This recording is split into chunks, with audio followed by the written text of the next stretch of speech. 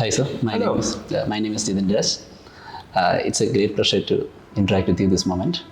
So, uh, I'm eager to know more about the Museum of the Moon. So, we are conducting this interview to the magazine called Yuvadhara, run by DYFI, a famous uh, youth wing in Kerala. How would an artistic installation of the moon influence people worldwide, particularly in Kerala? Yeah, so I've created this sculpture in 2017, Okay. and the artwork seems to be quite successful. It gets invited from one city to another, and it's a replica of the moon. It's all made of high resolution NASA data, so it allows the public to see the moon up close, to bring it closer. Um, So it's 500,000 times smaller than the real thing. And we've created this artwork. So yeah, 1 centimeter on the surface of the sculpture represents 5 kilometers. So this artwork brings the moon closer to people here. Humanity has been looking at the moon for 200,000 years. So the moon has inspired so much, religion and culture and science and music and poetry in every culture right around the world. So it has that universal appeal. And I think that's one of the reasons why it's been welcomed in Kerala. Sir, I read that the first show was held in Bristol and it was blown away by the wind. Am I right, sir? Yeah, well, the first moon I made was full of helium. It was sort of helium filled, and it popped live on television. It was a bit of a disaster. So I've learnt really not to work with helium, but also that you have to be very resilient to failure. I think if you're going to be successful as a scientist or as an artist or as a designer or in anything, you have to be able to deal with failure and things going wrong. Yes. So that's what I've learned how to deal with. It's quite painful, but that's the journey. So, what was the scientific changes? You said that the helium was blown up. So, what was the scientific changes have you included in the next installation, upgraded installation? Yeah, so this latest version of the artwork is just full of air. So it's got a little fan in the top that keeps it inflated and a light inside. It's very, very simple. I've been touring artworks now for 26 years all around the world, and I've realized if you can keep things simple, there's less to go wrong. So, and actually the air that we breathe, ordinary air, is much cheaper than helium. So Okay. it's definitely a preferable option.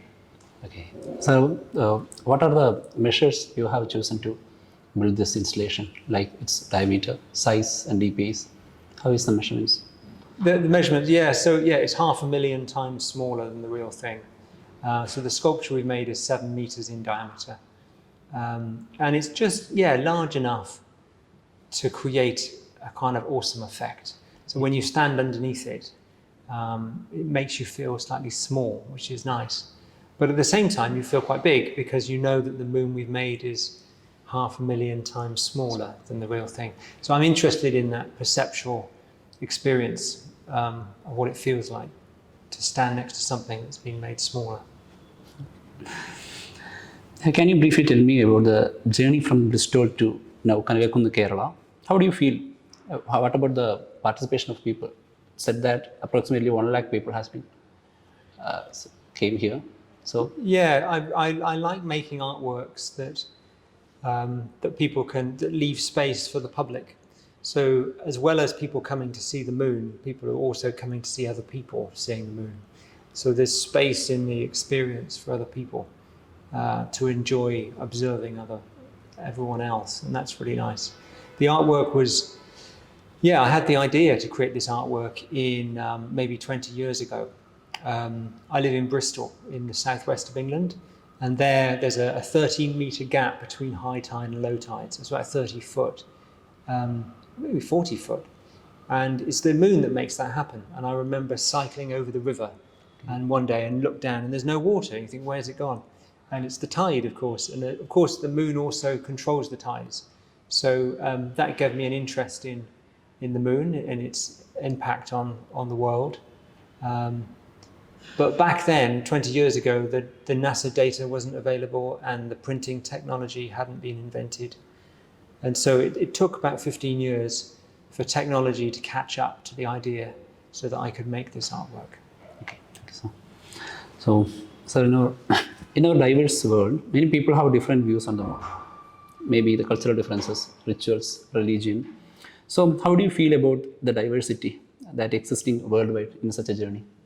Yeah, I really enjoy the diversity of the different interpretations for this artwork.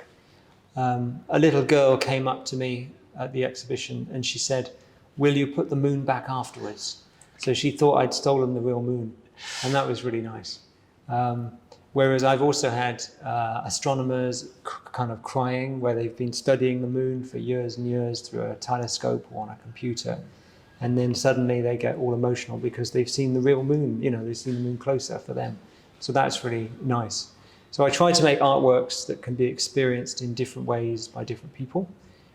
And then the moon has great significance in Hinduism and also in India. But actually, if I take the moon to America, people think about the moon in relation to the Apollo moon missions. Yes. Whereas if I take it to China, the moon is celebrated as a part of the Mid-Autumn festival. So every culture around the world has a different relationship to the moon. And every culture has poetry, music, and literature inspired by the moon over centuries, and that's really nice. Okay. So, as you said, since 2017, the Museum of the Moon has been present at different parts of the world. Have you ever had an unforgettable experience in the journey? Yeah, there's been lots of unforgettable experiences, but in Kerala, that it really topped it all. To have 100,000 people all arrive, and I had to have bouncers or security to help me through the space, and everyone wanted selfies every 3 steps. It was a crazy experience. I felt like a superstar just for 3 minutes. It was a bit intense. I'm not sure I'd want to live like that all the time. But yeah, it's been amazing. It's been a lot of fun here in Kerala. Okay. The situation all around the world are different. Maybe there is some negative experience. Is there any negative experience happened related to the exhibition? No, not really. It's there's always the practical problems that we have. I remember, so the moon hangs from often from a pulley mounted in the roof or something like that. And I remember we installed the moon from a pulley, and we pulled a rope to get the moon up, and everything broke. And the technician said, "Wow, why did it break? Your moon only weighs 40 kilograms, and this pulley should be fine for 50 kilos." And they'd not taken into consideration the weight of 3 men going like that. So they hadn't dealt with the mathematics. But generally, most of the time, the project has been really successful. And the moon has been presented in swimming pools, so you can swim out underneath the moon, and that's really fun. And then it's been presented in cathedrals and science museums and light festivals all around the world. So it's been really fun. And I really also enjoy how the moon gets activated. So we've had yoga lessons underneath the moon, and we've had film nights and astronomy lectures, silent discos, all sorts of crazy events have taken place underneath the moon. And that's really nice to see other people's creativity. People will get a feel that they are standing underneath the real moon, right? Yeah. The installation make them feel like that. The moon is real. Yeah, it's really nice. That's kind of feel. Yeah, it's really nice. So I really enjoy giving people so much happiness and pleasure. It's been really fun. Okay. So I think this program is a science campaign. Am I right, sir? The program? Yeah, I think this program as a science promoting campaign also. Yes, that's right. This installation will make people aware about the moon. Okay. With the help of an art, with so much public participation, do you think that your intended idea is reaching the majority? Yeah, I think so. I think of the 100,000 people that came to visit the moon in Kerala the weekend, there'll be 1 or 2 children that might decide to go and study science in the future, or they might say, "Can I have a telescope for Christmas?" Or they might watch a science program on television the next time it's on. So I'm hoping this moon artwork will inspire the next generation of scientists and astronomers and an artist as well. The installation is organized in a great location called Kanagakunnu, with better facilities and visual possibilities. How do you feel the facilities provided by the government? Yeah, I'm really looking forward to seeing how the artwork gets presented next month. And it's great also that the artwork will be free for people to visit, and that's really important. It's important that we make art and science available to everybody. Which are the possibilities and challenges you faced when you you said that there is a problem fell over the pulley once. So is any other challenges or you faced? Yeah, there's always challenges. We sent the moon to Austria once, and the postman, he lost the moon.